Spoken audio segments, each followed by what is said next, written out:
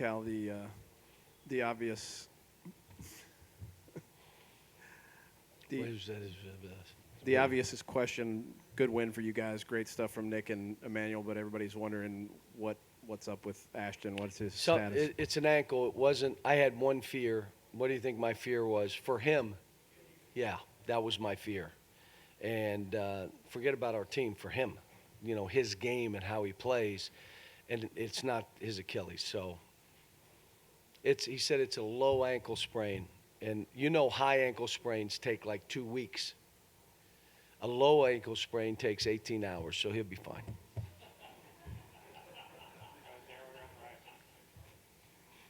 John, 2 consecutive good performances by Nick. Are you ever comfortable saying a player has punched through and this is who they are from now on? Well, here's the problem. Why would you get in a back and forth with another player when you're playing that well?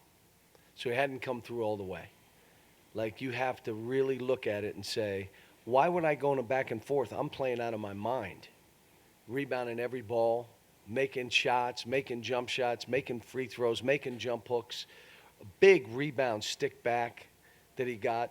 I mean, I'm proud of him. But, again, now it's time he's never been this guy. So if I'm watching our game and I'm a coach of another team, would you stick in a bad player and say grab his shorts, push him a little bit? Wouldn't you? You put in a bad player and push him and shove him, and he pushes back and double technicals, and all of a sudden he'll get out of the game. He doesn't have the composure because he's never been this guy. Now he's this guy. You have a different responsibility. But he did great. I'm proud of him. John, I understand Johnny was ill today. Yeah. Your rotation seems to be getting shorter as it is. Yeah. What do you see his role, and when is he going to be back? Johnny Juzang. Well, he's got to get healthy first. He hadn't been in practice, and he's, so we kind of separated him from the team because he had a virus. We just said, so he's in one of the rooms in the lodge, but off by himself. Ellen made him vegan cookies last night, and I brought him over and slid him under the door. So do you still anticipate him playing a significant role down the I don't stretch know. here? I mean, we got to get him healthy and get him on the court. We're still, look, Khalil, Keon, and even EJ, they got to play better. Part of that is just be rougher. You can't have your offense tied or your emotions tied to your offense. You miss a shot, you miss a dunk, so what? Don't have it affect you down the other end, because then you won't believe this. We're trying to win. So if you do this and then do that and do this and that, we're trying to win. I can't let the game change. I love all these guys. I'm saying that Emmanuel played great. I thought Tyrese was shaky. Again, his offense was shaky, which meant he emotionally wasn't the same as he was the other night. All these young kids, their offense gets their emotions either up or down. You can't be that guy, because then you're like this the whole season. You got to be whether I make it. How about a guy passes me up? I had 3 shots and I didn't get him. So what? I'll go get an offensive rebound. I'm going to go block a ball. I'm going to go make a rough play and come up with I'm going to dive. How about this? Crazy thought. I'm going to take a charge. I'm going to do something to help my team. We're not there yet.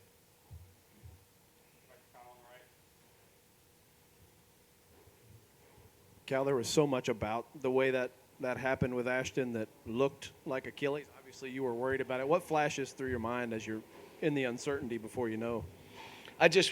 When I walked off the court, they had me on the TV, and I was trying to get off the TV because I wanted to go back and make sure. But when they told me it wasn't that, I'm okay. We can deal with whatever else it is. And again, maybe he's out. Maybe he doesn't play against Georgia. Then you're all going to see the impact and the importance he has on this team.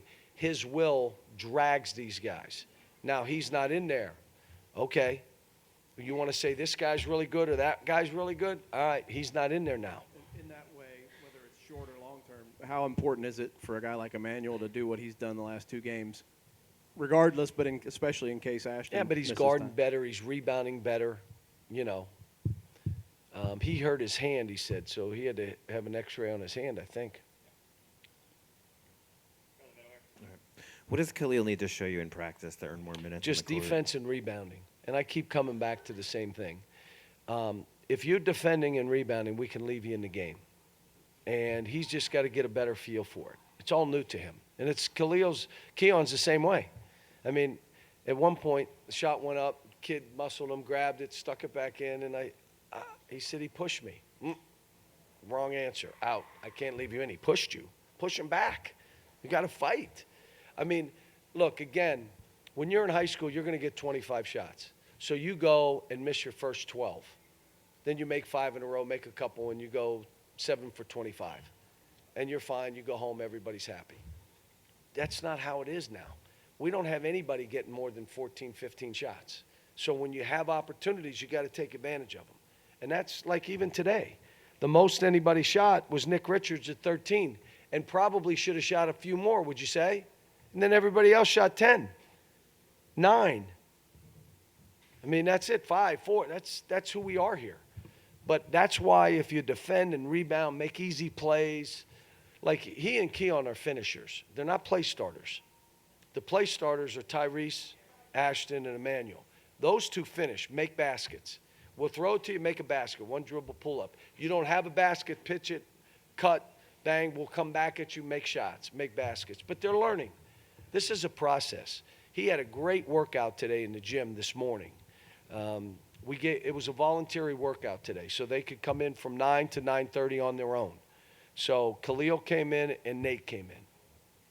The other guys came at 9:30 and we walked through.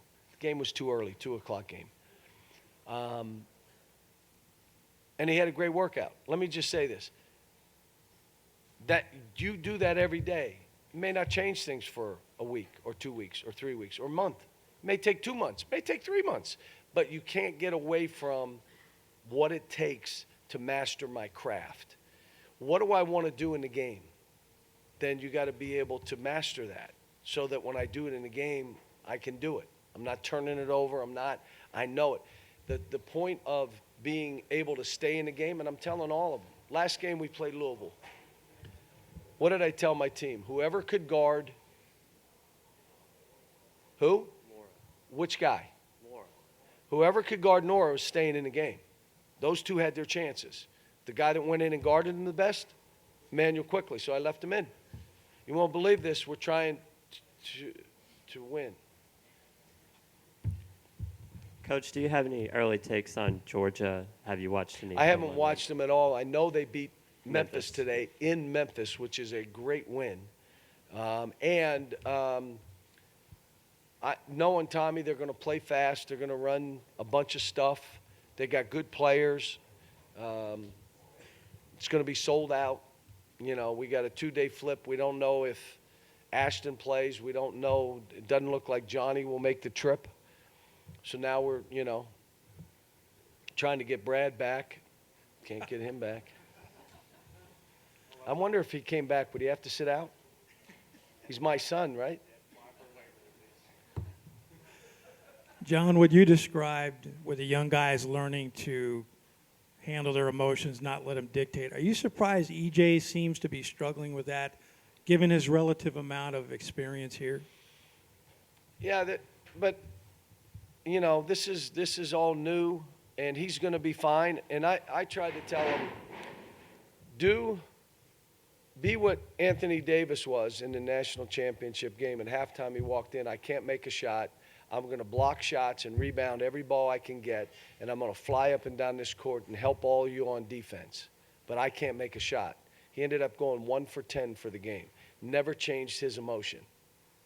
And he was the outstanding player of the game, going 1 for 10. Be that guy. But here's the problem. That's really hard. It's easier, just get me some jump shots. That is that fight. And I keep telling him, just be that guy. The offense will come because he's working on it. He's getting better. He's conditioning better. It just doesn't happen when your timetable says. The question will be when you're working, can you keep working until it hits? And that's hard because these kids hear stuff. They got all the clutter telling them how to play. They go to get a haircut. The guy tells them, you should just shoot every ball. I don't know why you listen to anybody. You should just shoot. I mean, then they got to deal with all that. It's part of it. But we got great kids. I said this after. Last game, the guy that cheered hardest for our win was Khalil. And I looked over because I wanted to see the bench. And he went nuts. He was so happy. And he only played 2 minutes. It shows what kind of kid he is. Now we got to get him to break through. With us still winning. But he's getting closer. John, you've been talking for weeks about fight and finish. Is there anything tangible to be learned by your guys? And have you talked to your guys about what the football team just accomplished? We didn't, but they know how I feel because I've talked to them before. And Lynn has a will to win. And he dragged everybody. Now, everybody did their job. The staff, Mark and I talked back and forth. I told him, amazing job that he's done with this program. Think about what he's done here. It's amazing. But he had Lynn Bowden, who willed them. Who thought they were going to throw that ball? And if you thought it, you should have been drug tested, okay? And that kid threw that. He wanted to throw it. He's like, I want to be that guy. How about this one, guys? He even played in the game. Why would he have played in the game? Because he cares about the university. He cares about the program. He cared about his teammates. And they all followed him. And that will to win, just think when you have a bunch of guys. That's when you win national titles. Michael Kidd. You know what I'm saying? Darius Miller. You have a bunch of guys. Terrence with a will to win. Duran, 22 in the national championship game. You know, Marcus Teague. All the guys, that's when. But when you have one, it's harder to kind of break through because you're going to lose some games where he can't do it himself. And for us, we learned from Ohio State. It's a 2-point game in anybody's ball game with 4 minutes to go. We turn it over 3 times, take 2 bad shots, and they take great shots. They were a veteran team.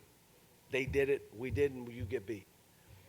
I thought we did good against Louisville, the execution of what we were trying to do. The last play that got to Nick, the cross screen, the down, boom, back, basket, that's execution. And that's finishing the game. I thought we did some good stuff today. You know, the end of the half bothered me. 3 turnovers. Come on now. 3 turnovers. If you finish plays there, we're up 12 at half. It's a different ball game. So we're still learning. We're still in the process. And like I said, going to Georgia's, our hands are full. I haven't seen much, but I know their coach. I know how good he is. I know how hard their team will play. They'll be prepared. The good news is they only have a day and a half, too, like us. I can't imagine they'll do much tomorrow. Neither will we. So